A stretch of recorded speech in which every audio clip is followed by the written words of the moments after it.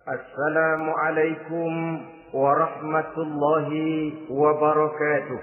Waalaikumsalam warahmatullahi wabarakatuh. Bismillahirrahmanirrahim. Alhamdulillahi rabbil alamin. Wabihi nasta'inu ala umuri dunya waddin. والصلاة والسلام على أشرف الأنبياء والمرسلين سيدنا ومولانا محمد وعلى آله وأصحابه المجاهدين الطاهرين أما بعد. Saudara-saudara kaum muslimin rahimakumullah. Di dalam surah Al-Ankabut ayat 2, Allah Subhanahu wa ta'ala memberikan peringatan. Ahasiban nasu ayyutraku ayyaqulu amanna wa hum la yuftanun. Adakah manusia menyangka bahwa mereka akan dibiarkan saja mengucapkan amanna, dibiarkan saja mengatakan kami beriman kepada Allah, wa hum la yuftanun, padahal mereka belum diuji lebih dahulu. Ini berarti apabila seseorang sudah berani mengatakan amanna, kami beriman kepada Allah, maka hendaklah ia bersiap-siap untuk menghadapi ujian.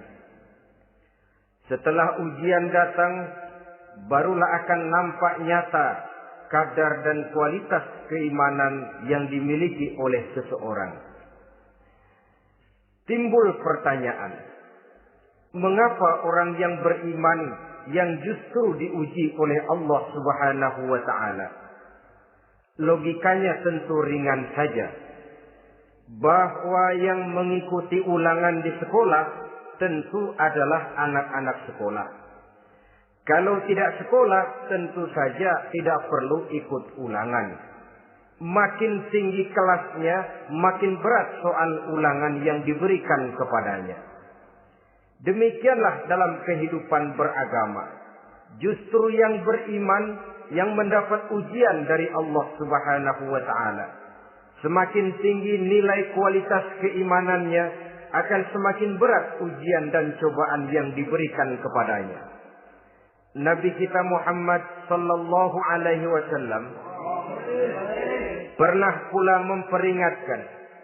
Beliau bersabda, "Inna asyaddal bala'i al-anbiya, thumma al-awliya, thumma al-ulama, thumma al-amsal fal-amsal, ubtuliyan nasu ala hasabi dinih."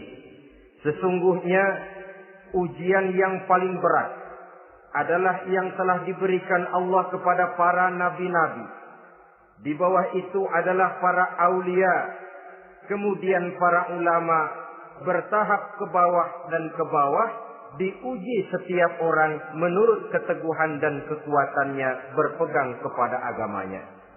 Jadi semakin teguh kita berpegang kepada ajaran agama, semakin dekat kita dengan aturan-aturan agama, semakin berat ujian dan cobaan yang datang menimpa kehidupan ini. Maka persoalan inilah yang akan kita bicarakan pada pertemuan kali ini, tentang cobaan-cobaan yang datang menimpa kehidupan kita. Pokok persoalannya adalah surah Al-Baqarah ayat 155.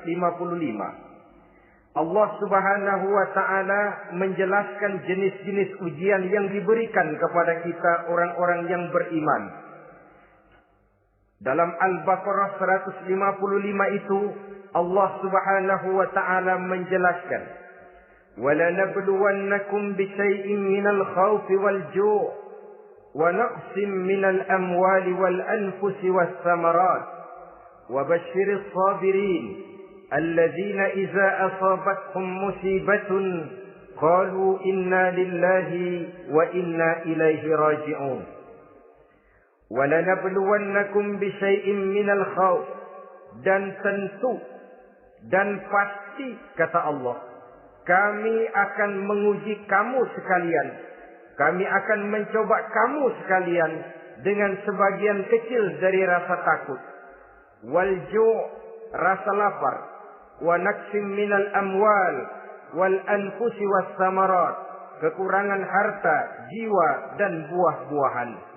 Ada 5 macam jenis ujian yang dijelaskan di dalam Al-Baqarah 155 ini. Yang pertama, wala nabluwannakum bisyai'im minal khauf. Kami uji, kami coba kamu dengan sebagian kecil daripada rasa takut. Setiap manusia terlahir dengan membawa 2 sifat. Yang kontroversil, akan disebut apa seseorang bergantung kepada sifat mana yang lebih menonjol di dalam dirinya. Tiap orang punya rasa berani, tiap orang punya rasa takut. Kalau beraninya lebih besar daripada takutnya, ia dinamakan pemberani. Tapi kalau takutnya yang lebih besar daripada beraninya, ia dinamakan penakut. Tapi yang jelas, 2 sifat kontroversial ini memang ada dalam diri manusia. Akan diuji kamu sekalian dengan sebagian kecil daripada rasa takut. Takut yang kadang-kadang tidak beralasan. Yang kaya takut jatuh miskin, yang punya jabatan takut kehilangan kedudukan dan pengaruhnya, dan pada akhirnya yang hidup pun menjadi takut mati. Sesuatu yang sungguh tidak beralasan dan menimbulkan kegelisahan di dalam kehidupan. Mari kita lihat dampak yang ditimbulkan oleh rasa takut ini. Ada orang kaya yang takut jatuh miskin. Akibat rasa takutnya ini, pertama, ia menumpuk-numpuk harta sebisa-bisanya dengan menghalalkan segala macam cara. Tidak peduli halal haram, tidak ngerti hak batil, tidak tahu hak dan pantas dan ma'ruf munkar atau tercela. Yang penting ia bisa menumpuk-numpuk harta, menimbun-nimbunnya, tidak hanya cukup untuk dirinya sendiri. Kalau perlu anaknya sudah dipersiapkan untuk jadi orang kaya. Cucunya disiapkan jadi orang kaya. Anak cucunya, cucu-cucunya, seluruhnya. Dia takut jatuh miskin.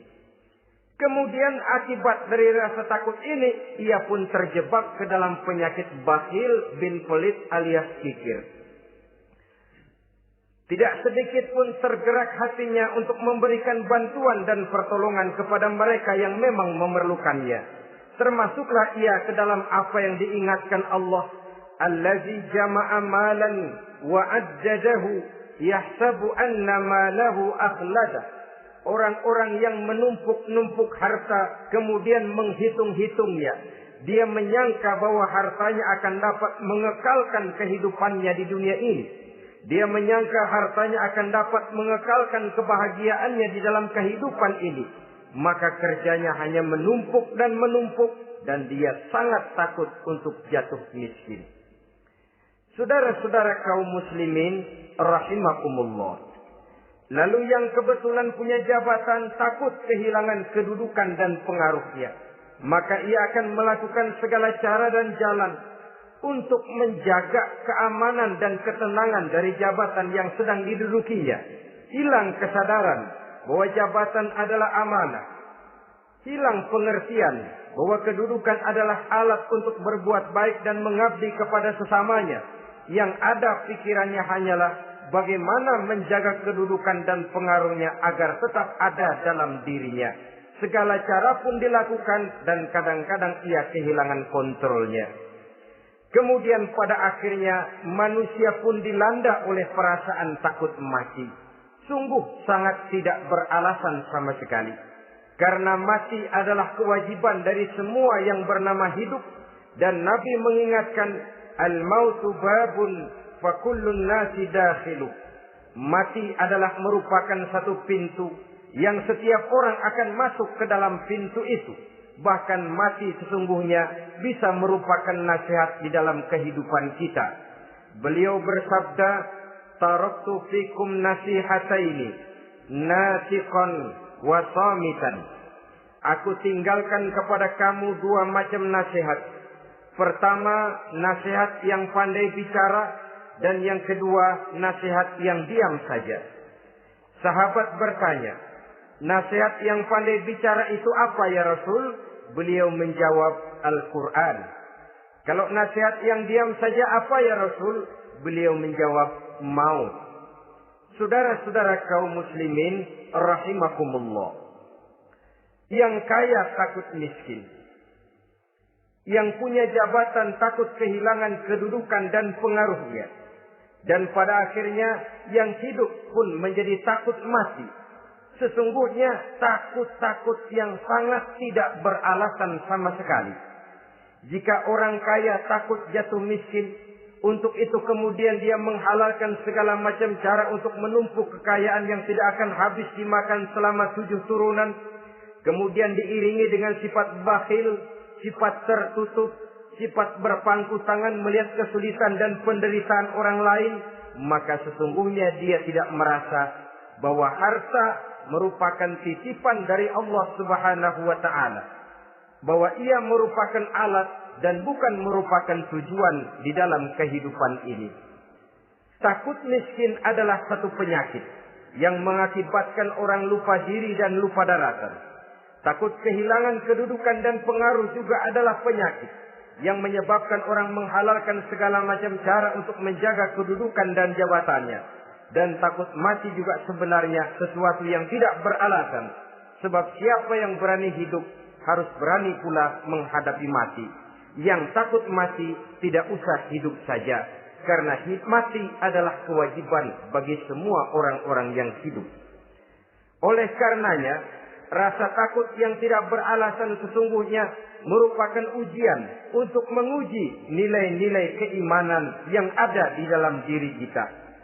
Orang kaya diuji dengan hartanya, pejabat diuji dengan kedudukan dan pengaruhnya, manusia hidup diuji dengan akan datangnya mati yang menjemput kehidupannya.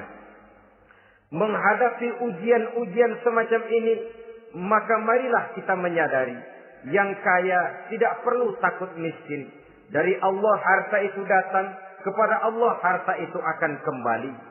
Yang punya kedudukan dan pengaruh tidak usah takut kehilangan kedudukan dan pengaruhnya. Karena jabatan sesungguhnya merupakan amanah dari Allah Subhanahu wa ta'ala yang harus digunakan dan dianggap sebagai kesempatan untuk berbuat kebajikan sebanyak-banyaknya. Saudara-saudara kaum muslimin rahimakumullah. Ini bagian pertama dari ujian-ujian yang ada dalam Al-Baqarah 155. Wala nabluwannakum bisyai'im minal khauf. Kami akan uji, kami akan coba kamu dengan sebagian kecil daripada rasa takut. Takut yang kadang-kadang saya katakan sekali lagi sangat tidak beralasan. Akibatnya bisa menimbulkan gejala-gejala yang aneh di dalam kehidupan kita. Saudara-saudara, yang kedua, walju, akan kami uji kamu dengan rasa lapar. Kelaparan belum tentu identik dengan kemiskinan. Bahkan di dalam surah An-Nahl ayat 112, Allah Subhanahu wa ta'ala memberikan contoh yang sangat nyata dan jelas. وَضَرَبَ اللَّهُ مَثَلًا قَرْيَةً كَانَتْ آمِنَةً مُطْمَئِنَّةً يَأْتِيهَا رِزْقُهَا رَغَدًا مِنْ كُلِّ مَكَانٍ فَكَفَرَتْ بِأَنْعُمِ اللَّهِ فَأَذَاقَهَا اللَّهُ لِبَاسَ الْجُوعِ وَالْخَوْفِ بِمَا كَانُوا يَصْنَعُونَ. Allah memberikan contoh bagaimana keadaan satu negeri yang makmur, aman, tenang, tentram. Rezekinya datang dari segala arah. Fakafarat bi an'umillah, tapi sayang sekali penduduknya kufur dengan nikmat yang diberikan Allah Subhanahu wa ta'ala kepada mereka. Akibatnya fa'azaqahallahu libasal ju'i wal khauf. Allah timpakan kepada mereka kelaparan dan ketakutan bima kanu yasnaun, sebagai akibat dari apa yang telah mereka lakukan. Marilah kita melihat contoh dalam Al-Quran ini untuk mengadakan introspeksi di dalam diri dan kehidupan kita masing-masing. Adalah satu keberuntungan bahwa kita sebagai manusia dijadikan Allah sebagai khalifahnya di permukaan bumi ini, yang ditugaskan untuk membudidayakan alam, mengelola dan mengambil manfaatnya bagi sebesar-besar manfaat di dalam kehidupan kita. Dijadikannya bumi untuk tempat tinggal kita sebagai hamparan di mana segala fasilitas dan kebutuhan hidup kita tersedia. Tinggal lagi kita pandai-pandai mengelolanya. Apalagi buat kita Muslim yang tinggal di persada Nusantara tercinta Indonesia ini. Satu negara yang orang katakan untayan jamrut katulistiwa, yang hijau ranau subur makmur, melahirkan slogan dengan kata gemah rifah loh jenawi toto tentrem kerto raharjo. Negara yang demikian subur, negara yang demikian indah, negara yang demikian hijau ranau ini, apabila kita terkena fakafarat bi an umillah, kufur kepada nikmat yang diberikan oleh Allah kepada kita, dia tidak akan mendatangkan ketenangan, dia tidak akan mendatangkan kesejahteraan, bahkan akan sangat boleh jadi akan menimbulkan kekacauan, ketidaktenangan dan kelaparan di tengah negara yang subur makmur. Inilah yang sangat menyedihkan. Kenapa ini bisa terjadi? Fakafarat bi an umillah, orang kufur terhadap nikmat yang diberikan Allah Subhanahu wa taala. Diberikan negara yang subur, makmur, indah, hijau ranau, tapi dikelola dengan cara yang brutal dan membabi buta. Menguras sumber daya alam melampaui sebagaimana yang seharusnya, sehingga memperkosa keadaan alam itu sendiri. Hutan dan belukar yang ditebangi secara liar dan sembarangan akan melahirkan gurun-gurun pasir yang gersang dan tandus. Sehingga dengan demikian maka akan mengakibatkan malapetaka bagi kehidupan manusia itu sendiri. Begitu juga percobaan-percobaan ilmu pengetahuan yang mengundang dan mengandung reaktor-reaktor nuklir akan memberikan luka kepada alam itu sendiri, yang mengakibatkan akan kembali kerugian kepada makhluk bernama manusia. Saudara-saudara kaum muslimin rahimakumullah. Jadi dengan demikian, di dalam satu negara yang subur, hijau, ranau dan makmur, bisa saja terjadi kelaparan apabila kita ingkar, tidak mau bersyukur terhadap nikmat yang diberikan Allah kepada kita. Kita kelola alam ini seenak perut kita saja dengan tidak memikirkan akibatnya di kelak kemudian hari nanti. Kita ambil satu contoh.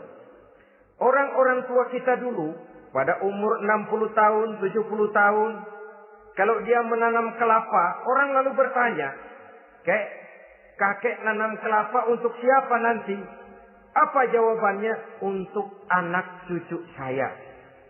Umur 60 tahun atau umur 70 tahun, ia masih menanam pohon kelapa. Untuk apa katanya? Untuk anak cucu saya di belakang kemudian hari nanti. Orang yang bisa menanamkan sesuatu untuk generasi yang akan datang, itulah orang tua yang bijaksana. Tapi orang yang menanam sesuatu hanya untuk kepentingan dirinya sendiri saja, maka itulah orang yang hanya mementingkan diri sendiri atau orang egois. Tapi lebih celaka lagi, orang yang mau melakukan sesuatu yang akan meninggalkan akibat bagi generasi yang akan datang, akibat yang tidak baik, itulah orang yang aniaya, orang yang zalim di dalam kehidupan kita. Bumi, tempat di mana kita manusia tinggal, bukan satu wujud yang tanpa batas. Pernahkah kita membayangkan cuma satu bumi untuk dihuni oleh 5 miliar lebih dari makhluk bernama manusia, yang kadang-kadang pertumbuhan sarana untuk menunjang kehidupan tidak sepesat pertumbuhan jumlah makhluk bernama manusia itu sendiri. Oleh karena itu kita dituntut untuk pandai-pandai mengelola, membudidayakan alam ini dengan tetap menjaga keseimbangannya, sehingga bahaya kelaparan yang merupakan ujian di dalam kehidupan, insya Allah tidak akan kita temukan di dalam kehidupan kita. Saudara-saudara kaum muslimin rahimakumullah. Ini kelaparan dalam artian sebagai satu bangsa. Bisa juga kelaparan dalam artian dalam kehidupan pribadi daripada manusia. Hidup ini kata orang berjalan bagaikan roda pedati. Sekali tempo naik kita ke atas, lain saat turun kita ke bawah. Ada saatnya kita jaya, ada saatnya kita pun mengalami kemunduran. Oleh karena itu, pasang surut kehidupan ini membuat orang seharusnya sadar bahwa pasang surut itu tidak harus menyebabkan pasang surutnya dia di dalam melaksanakan ibadahnya kepada Allah Subhanahu wa Ta'ala.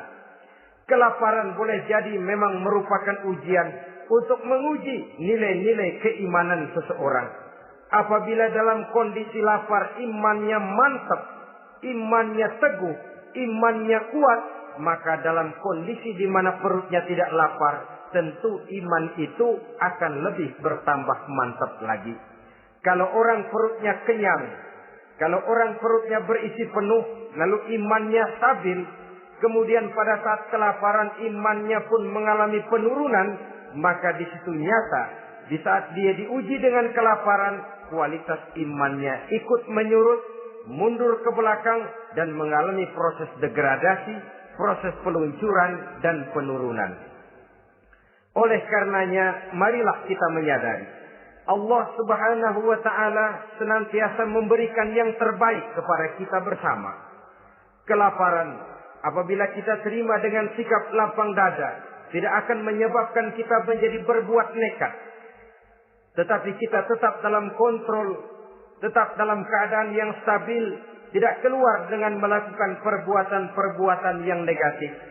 Bagaimanapun kita ingin membela dan mempertahankan kelangsungan hidup, betapa dan bagaimanapun kita ingin menjaga kelangsungan perut, namun kita tetap tidak keluar dari norma-norma dan kaedah-kaedah yang telah ditentukan di dalam kehidupan beragama. Inilah cobaan yang kedua yang ada dijelaskan dalam Al-Baqarah ayat 155 tadi berupa kelaparan. Yang ketiga, wa naqsim minal amwal, kekurangan harta alias kemiskinan. Kemiskinan, saudara-saudara, merupakan ujian dari Allah Subhanahu wa Ta'ala untuk menguji sejauh mana kekuatan iman yang kita miliki di dalam kehidupan. Tetapi sesungguhnya bukan hanya kemiskinan, kekayaan pun pada hakikatnya juga merupakan ujian. Namun umumnya manusia akan lebih merasa diuji jikalau dia miskin daripada diuji jikalau dia menjadi orang yang kaya. Pada sisi lain kenyataan mengatakan banyak orang lulus ketika diuji dengan kemiskinan, tetapi gagal berantakan setelah diuji dengan kekayaan. Kemiskinan pun apabila kita lihat dari segi kehidupan bermacam bentuknya. Ada kemiskinan di bidang ilmu pengetahuan. Karena kemiskinan dan kebodohan memang merupakan dua saudara yang seakan-akan sekandung. Yang satu bisa menimbulkan yang lain, tapi paling celaka kalau keduanya sudah berjalan beriringan. Maksud saya, kemiskinan bisa menimbulkan kebodohan, kebodohan bisa menimbulkan kemiskinan, tapi yang paling celaka sudahlah miskin, bodoh pula. Miskin ilmu. Yang kedua, miskin akhlak. Ini lebih parah lagi daripada miskin ilmu. Kalau miskin ilmu orang sekedar goblok bin bodoh alias tolol, maka miskin akhlak ini menyebabkan orang kurang ajar, tidak punya budi pekerti. Sehingga dengan demikian miskin akhlak sesungguhnya lebih bahaya daripada miskin ilmu. Adapun miskin yang kita kenal pada umumnya dan juga yang dimaksud dalam ayat ini adalah miskin harta. Imam Ali karramallahu wajhah pernah memberikan peringatan. Kadal faqru ayyakuna kufran. Boleh jadi kemiskinan mendekatkan orang kepada kekufuran. Dengan kata lain, biasanya kemiskinan bisa membuat orang nekat. Kalau sudah nekat, maka bukan cuma harga diri yang terjual, bukan cuma keluarga yang terjual, bukan cuma nilai-nilai materi yang dimilikinya yang terjual, bahkan iman dan keyakinannya, akidah dan pandangan hidupnya pun tidak akan segan-segan digadaikannya, dijualnya untuk mengatasi kelaparan dan kemiskinan itu tadi. Padahal selalu diingatkan, pandangan dan keyakinan, iman sesungguhnya merupakan insan paling mahal, sesungguhnya merupakan mutiara paling berharga di dalam kehidupan kita. Maka kemiskinan memang merupakan ujian. Banyak orang yang kebal berhadapan dengan segala macam cobaan, tapi pada saat diuji dengan kemiskinan, ia tidak tahan diri, ia tidak sanggup menjaga dan mempertahankan akidahnya, maka akidah yang cuma satu-satunya pun ikut terjual juga adanya. Saudara-saudara kaum muslimin rahimakumullah, mari kita menelusuri bahwa sesungguhnya Nabi menyatakan, ajaban li amril muslim, inna amrahu kullahu lahu khair. Aneh kata Nabi, aku heran kata Nabi, urusan orang Islam ini sesungguhnya semuanya baik. Baik bagaimana? Kalau dia kaya, dia bersyukur, dan itu baik. Kalau dia miskin, dia bersabar, itu juga baik. Jadi kaya bagi orang Islam baik, miskin bagi orang Islam juga baik. Kalau dia kaya, dia kan bisa berkata, alhamdulillah saya kaya, mudah-mudahan harta ini bisa menunjang ibadah saya kepada Allah Subhanahu wa taala. Baik. Kalau dia miskin, dia juga berkata, alhamdulillah saya miskin, mudah-mudahan di akhirat nanti pemeriksaannya tidak lama-lama seperti orang kaya. Ya kalau melarat yang mau diperiksa apaan? Memang nggak punya apa-apa. Yang kaya boleh jadi pemeriksaannya rada seret, banyak sikutannya. Saudara-saudara kaum muslimin, dua persoalan ini baik kalau kita tidak salah terima. Mana yang lebih baik? Tentu yang lebih baik menjadi orang kaya yang bersyukur. Dan itu memang wajar. Kaya, syukur. Miskin, sabar. Yang luar biasa kalau mau tahu, miskin, syukur. Kalau kaya, syukur memang mestinya. Miskin, sabar. Ya mestinya lah. Miskin kagak sabar mau kemana? Tapi yang luar biasa sesungguhnya, miskin, syukur. Syukur bagaimana? Ya seperti saya katakan tadi. Alhamdulillah, mudah-mudahan di akhirat nanti pemeriksaannya tidak lama seperti orang yang kaya. Sehingga kata Nabi, setiap persoalan yang dihadapi umat Islam baik bagi dia. Miskin, baik. Kaya, baik. Asal orang tidak salah terima. Tapi sebaliknya, kalau salah terima, kaya, lupa diri. Miskin, lupa daratan. Pada posisi di mana dia sebenarnya tidak bisa menerima kenyataan dengan baik. Akhirnya kehilangan kontrol.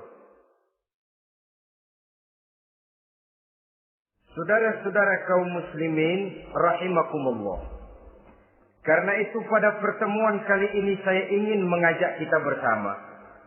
Marilah kita menyadari betapapun kemiskinan yang datang menimpa, seluruhnya merupakan ujian yang datang dari Allah untuk menguji nilai-nilai keimanan kita.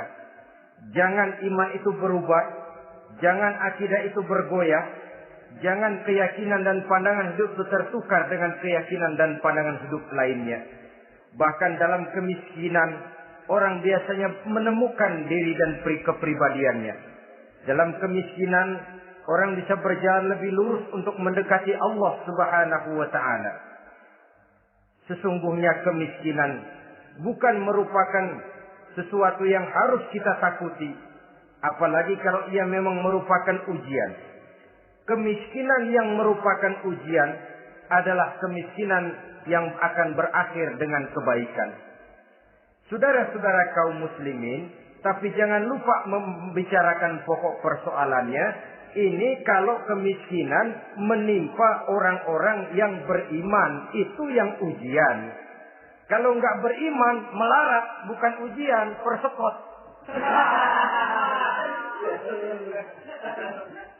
Nah, orang lalu bertanya, Pak, kalau orang kafir kaya bagaimana? Nah, begini saudara-saudara. Dalam agama itu ada yang disebut nikmat, ada yang disebut istidraj. Kalau nikmat itu hanya diberikan kepada hamba-hamba yang beriman. Kalau istidraj itu diberikan kepada siapa saja yang mau berusaha. Tidak soal dia beriman atau tidak. Tidak soal dia mau bersujud atau tidak. Asal dia berusaha, dia dapat. Itu yang dinamakan istidraj. Seperti orang mancing ikan, mesti diberikan umpan. Setelah umpan itu dimakan, tidak langsung ditarik, tapi diulur dulu. Sampai kira-kira mata kail itu nyangkut di leher si ikan, baru diangkat ikan itu ke atas. Dan sampai di atas kita bisa maklum nasib ikan tadi. Bisa digetok, bisa dibacok, bisa digoreng, bisa dipepes. Tapi yang jelas nasibnya merana. Maka kalau ada orang makin jauh dari agama, makin kaya. Makin tidak mau sholat, makin berlimpah hartanya. Saudara tidak usah heran. Cukup dalam hati saja. Ikan lo. Jangan keras-keras, marah dia.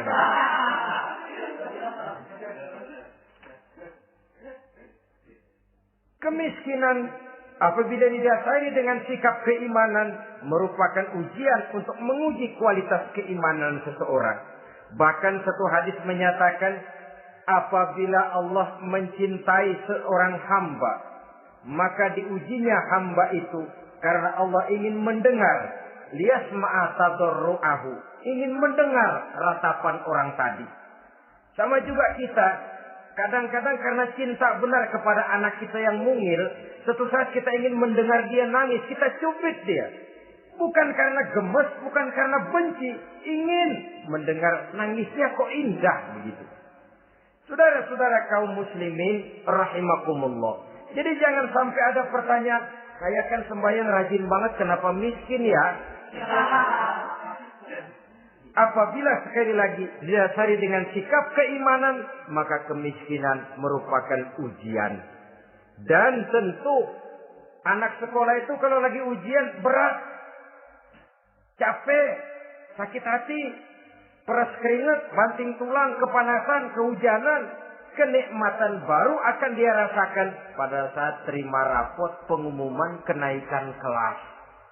Di situ kenikmatannya terasa. Demikian menghadapi ujian, kita cuma mengeluh. Kenapa ada rasa takut? Kenapa kelaparan? Kenapa kemiskinan? Di balik semua itu, apabila kita sudah merasakan naik kelas, akan terasalah kenikmatannya. Itu ujian yang ketiga.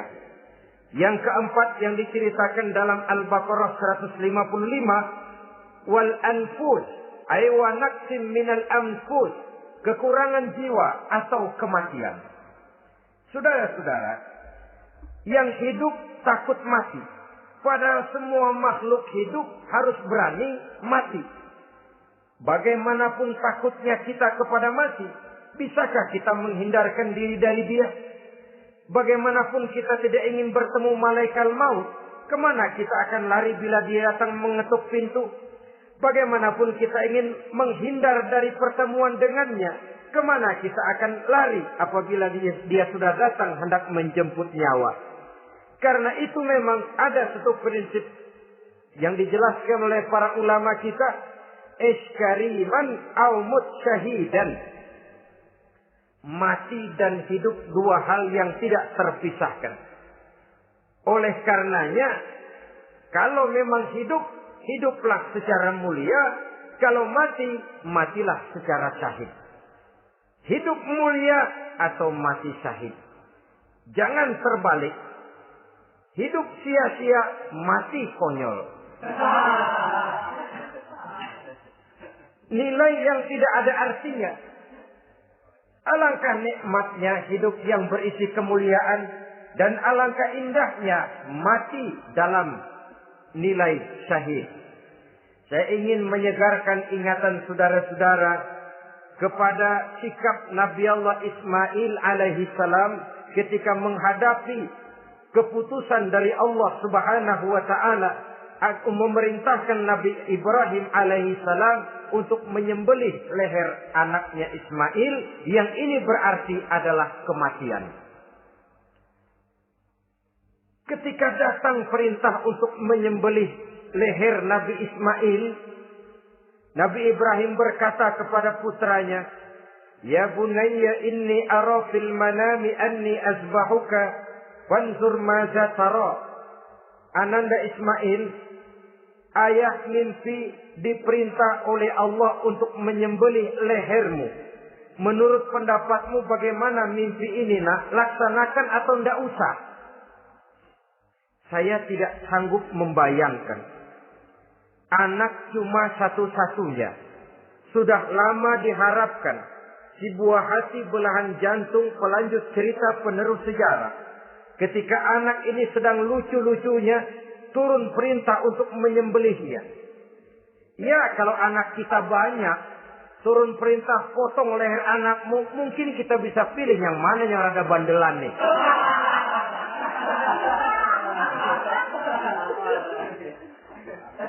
Tapi ini anak cuma satu-satunya. Lucu, sudah lama diharapkan. Dan memang itu juga merupakan ujian kepada Nabi Allah Ibrahim. Seolah-olah Allah berkata, "Hai Ibrahim, dahulu sebelum kau punya anak, kau memang cinta kepadaku. Sekarang setelah kau punya anak, masuk rasa cinta anak ke dalam hatimu. Buktikan Ibrahim, mana yang lebih besar? Cintamu kepadaku, kata Allah, atau cintamu kepada anakmu? Sembelih leher anakmu." Ternyata kemudian sejarah menyatakan, Nabi Ibrahim cinta kepada Allah, beliau pun cinta kepada putranya. Tapi cintanya kepada Allah lebih besar daripada cintanya kepada putranya. Sehingga ketika turun perintah penyembelihan, itu pun dilaksanakannya, tapi tetap musyawarah dulu. Yakin itu memang perintah Allah, beliau toh mengajak dialog putranya. Ini yang penting dalam kehidupan kita. Dialog. Nah, bapak mimpi diperintah Allah untuk menyembelih lehermu. Menurut pendapatmu bagaimana, nak? Laksanakan atau tidak? Yakin itu perintah Allah, tapi asas musyawarahnya tidak beliau tinggalkan. Walaupun yakin orang tua berbuat untuk kebaikan anak, alangkah baiknya anak diajak bicara. Sehingga dengan hasil pembicaraan ini nanti kita akan mengerti gejala perkembangan dan kemauan dari jiwa si anak tadi. Saudara-saudara kaum muslimin, apa jawaban Nabi Allah Ismail yang ketika itu masih remaja? Beliau menjawab, "Ya abatif al-ma tu'mar, satajiduni insyaallahu minas sabirin." Bapak, jikalau memang ini memang perintah Allah, laksanakan saja Bapak. Tidak usah ragu. Mudah-mudahan nanti Bapak akan menemukan saya termasuk ke dalam golongan orang-orang yang sabar. Ini pantulan doa Nabi Ibrahim dahulu ya, ketika meminta seorang keturunan yang merupakan anak yang soleh. Jawaban dari anak yang soleh. Kalau memang ini perintah Allah Bapak, laksanakan saja. Saya insya Allah termasuk ke dalam golongan orang-orang yang sabar. Kalau Allah memerintahkan Bapak untuk menyembelih leher saya, silahkan Pak. Saya ikhlas, saya ridho, saya rela untuk memenuhi perintah Allah Subhanahu wa Ta'ala. Ini jawaban anak soleh. Sebab itu sering saya katakan, kalau kita cuma punya anak pintar tidak soleh, mungkin jawabannya nggak begini. "Nak, Bapak diperintah motong leher kamu, nak. Bagaimana pendapatmu?" Mungkin dia jawab, "Bapak aja yang tuaan, Pak."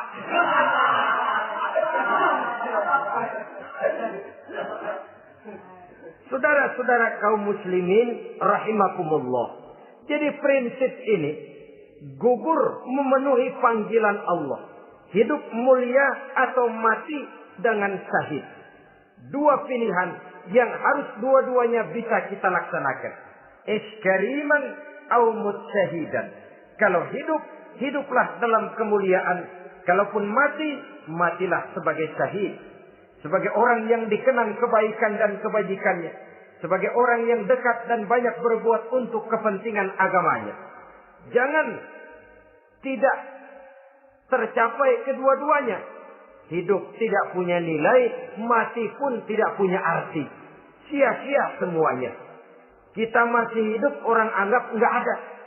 Dalam istilah tauhid disebut wujuduhu ka'adamihi. Adanya sama dengan tidak adanya. Dia sih ada apa enggak ada sama gitu-gitu juga. Alangkah ruginya kalau ada kita dianggap sama dengan tidak ada. Apalagi kalau kita sudah tidak ada, ya tidak ada beneran. Iskariman au mutsyahidan. Hiduplah mulia atau matilah sebagai syahid. Saudara-saudara kaum muslimin rahimakumullah. Mati sesungguhnya juga merupakan ujian. Untuk menguji sejauh mana persiapan yang sudah kita lakukan di dalam kehidupan ini untuk menyambut. Dan tidak cuma sekedar untuk menyambut, tapi juga untuk mengarungi kehidupan sesudah kematian itu sendiri. Sebab kematian bukan akhir dari segalanya.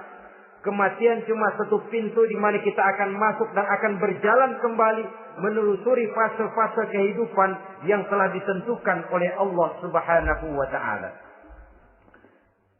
Saudara-saudara kaum muslimin rahimakumullah.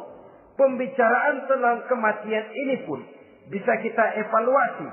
Ada yang takut mati usahanya, ada yang takut mati karirnya, ada yang takut mati rezekinya, ada yang takut mati batinnya, ada yang takut mati jasmaninya, dan lain sebagainya. Seluruh ketakutan kepada kematian itu memang merupakan hal yang wajar. Ada yang takut mati usahanya, ada yang takut mati karirnya, ada yang takut mati rezekinya.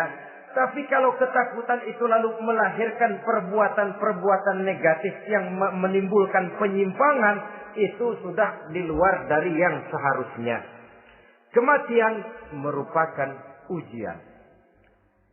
Menghadapi segala macam ujian termasuk kematian ini akan kita bicarakan pada bagian penutup nanti. Yang kelima, saudara-saudara, ujian yang dijelaskan dalam Al-Baqarah 155 tadi, wa naqsim minas samarat, kekurangan buah-buahan. Kekurangan buah-buahan bisa berarti paceklik. Ini juga bisa diakibatkan oleh apa yang dijelaskan dalam An-Nahl 112 tadi. Orang kufur kepada nikmat yang diberikan Allah Subhanahu wa taala. Orang jauh dari petunjuk-petunjuk agama. Merasa segala persoalan bisa dipecahkan dengan kemampuan otaknya. Hilang rasa ketergantungannya kepada Allah Subhanahu wa ta'ala. Maka usahanya bisa berakhir dengan yang tidak diharapkan. Sudah bikin target. Tahun ini kita bakal panen raya besar. Tahu-tahu tikus ngamuk. Habis padi digarap oleh tikus, panen bisa gagal. Bahkan beberapa tahun yang lalu, kita masih ingat bagaimana ulat-ulat menyerbu pohon-pohon jambu. Ribuan batang pohon jambu. Ribuan pohon-pohon jambu itu mati. Lalu jambu-jambu itu tidak bisa lagi dimanfaatkan dalam kehidupan. Tikus yang menyerbu sawah. Ulat yang menyerbu pohon-pohon jambu, angin topan, puting beliung, gempa bumi, itu sudah proses-proses di luar kemampuan manusia untuk mendeteksinya. Disinilah manusia harus sadar bahwa setelah ia berusaha dan berusaha sesuai dengan keterikatannya kepada hukum alam, kepada sunnatullah, maka ia harus punya sandaran vertikal kepada Allah Subhanahu wa ta'ala. Agar bila usahanya berhasil, dia tidak lupa diri dan lupa daratan. Dan apabila usahanya kemudian ternyata gagal, dia tidak menjadi putus asa, buruk sangka, sempit hati, sempit pandangan. Cobaan datang dari Allah Subhanahu wa ta'ala berupa kekurangan buah alias paceklik. Saudara-saudara, menghadapi cobaan dan ujian yang saya katakan tadi, 5 macam ini, apa konsepnya? Apa jalan keluarnya?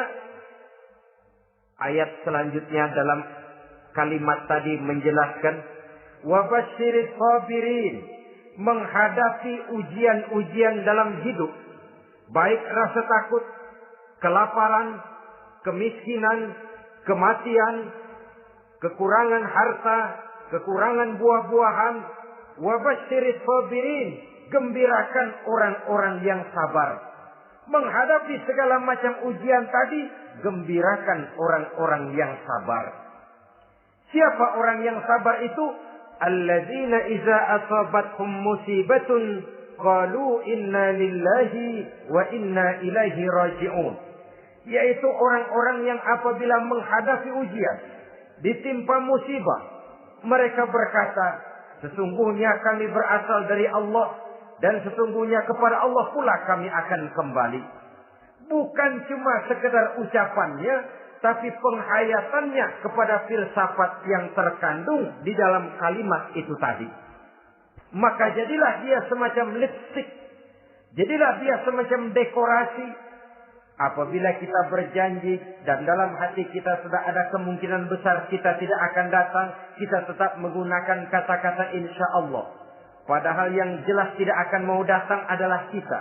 Kita sandarkan dan kita kembalikan itu kepada Allah. Sesungguhnya kami berasal dari Allah. Sesungguhnya kepada Allah juga kami akan kembali. Bukan cuma sekedar ucapannya, tapi juga penghayatan kepada filsafat yang terkandung di dalamnya. Kalau suatu saat kita harus kehilangan harta yang kita miliki, kenapa tidak berpikir inna lillahi wa inna ilaihi raji'un? Bahwa dulu pun ketika lahir ke dunia ini, tidak ada harta yang saya bawa. Kalau sekarang harta itu hilang, inna lillahi wa inna ilaihi raji'un. Itu yang saya maksud. Kalau sekarang, kalau suatu saat kita harus melepaskan pangkat jabatan yang kita sayangi, kenapa kita tidak kembali kepada inna lillahi? Dulu pun ketika waktu lahir ke dunia ini, tidak ada pangkat dan jabatan yang saya bawa. Kalau sekarang harus pensiun, inna lillahi wa inna ilaihi raji'un. Ini kadang-kadang enggak. Dengar mau mutasi, mau pensiun, mulutnya innalillahi, tapi gerbek-gerbek dukun diusut.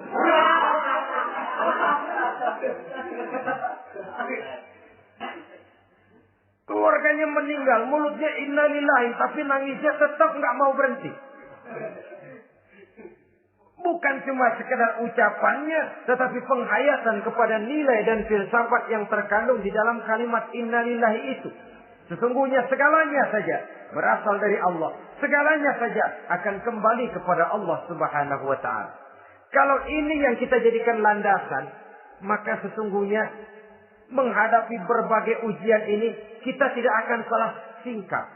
Tidak akan salah tingkah, tidak akan salah sikap. Kalau sudah ini dasar dan fondasi yang menjadi landasan tempat di mana seluruh cobaan datang bertumpu, segalanya datang dari Allah, segalanya akan kembali kepada Allah, maka betapapun bertumpu ujian datang menimpa, rasanya tidak akan lagi membuat kita goyah, karena fondasi tempat kita berdiri sudah demikian kokoh dan kuatnya. Dan fondasi itu inna lillahi wa inna ilaihi raji'un. Segalanya datang dari Allah, segalanya akan kembali kepada Allah Subhanahu wa ta'ala. Keyakinan ini memberikan kelapangan jiwa. Dari kelapangan jiwa, maka akan tertuang ketenangan dan ketentraman. Jauh dari stres, jauh dari darah tinggi, jauh dari bingung, jauh dari rasa takut. Segalanya sudah kita kembalikan kepada Allah Subhanahu wa ta'ala. Saudara-saudara kaum muslimin rahimakumullah. Oleh karenanya, ini jalan keluar dan inilah orang yang sabar. Yaitu orang yang mengembalikan segala persoalan bahwa segalanya datang dari Allah, segalanya akan kembali kepada Allah. Bukan sabar dalam pengertian kita sehari-hari. Sabar, maaf ya, dalam pengertian kita sehari-hari biasanya orang yang sabar yang gak banyak tingkah. Diam. Gak salah apa-apa, kepala dikelepak. Diam aja. Ente nggak salah apa-apa dikelepak diem ya. Gue lagi sabar, diem loh. Rasanya ini sih, kalau sabar macam ini yang kita punya, boleh jadi kita akan tertindas terus. Sebab itu, pada penghujung surah Al-Asr, Allah menggandengkan antara tawasau bil haq dengan tawasau bis sabr. Kebenaran dan kesabaran, dua hal yang memang tidak boleh terpisahkan satu dengan yang lain.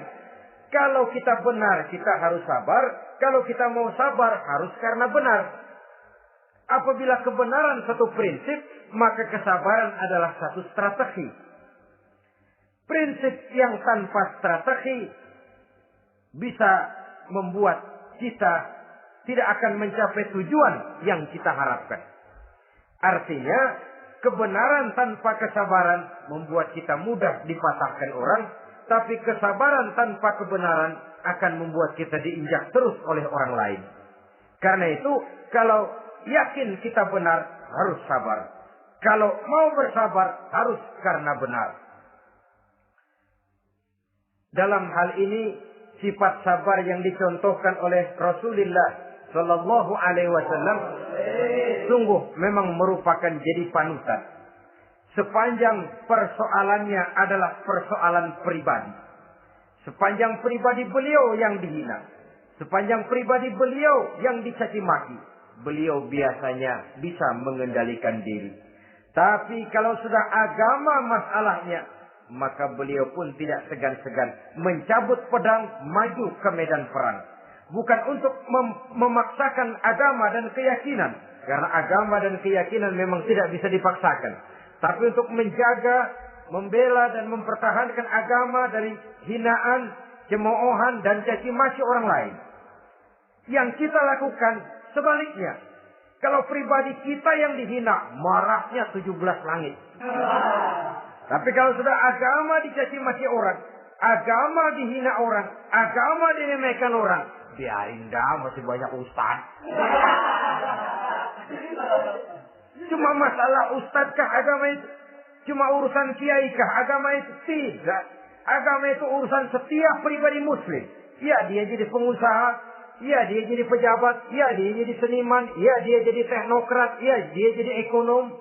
Ya, dia jadi pakar di berbagai bidang. Agama adalah masalah setiap kita. Kalau pribadi Nabi yang dicaci, pribadi yang dihina dan dicemoohkan orang, beliau mengendalikan diri. Tapi kalau sudah agama taruhannya, beliau tidak segan-segan cabut pedang, maju ke medan perang. Sabar, tapi pada tempatnya. Sabar tidak dalam artian diam, delohom, ayem-ayem, gelenggem, menunggu embun yang turun dari langit. Emang lagi lapar, sabar aja. Nggak usah makan, nanti juga waktunya Tuhan kasih kenyang-kenyang. Kalau sabar macam ini yang kita pakai, lapar terus dah. Emang giliran sakit, sabar aja. Nggak usah berobat, nanti juga waktunya baik, sembuh. Mati terus dah.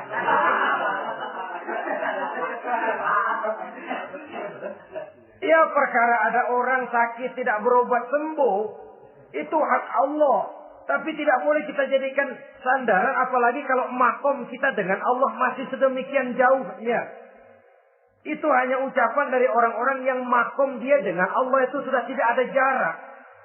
Permohonannya dipenuhi, kehendaknya dituruti, sebab dia dengan Allah sudah sedemikian dekatnya. Kalau kita masalahnya, yang antara kita dengan Allah ini dilapisi oleh dosa dan kesalahan yang kita kerjakan sendiri, rasanya kita masih harus banyak berbuat sesuai dengan keterikatan kita kepada sunnatullah itu.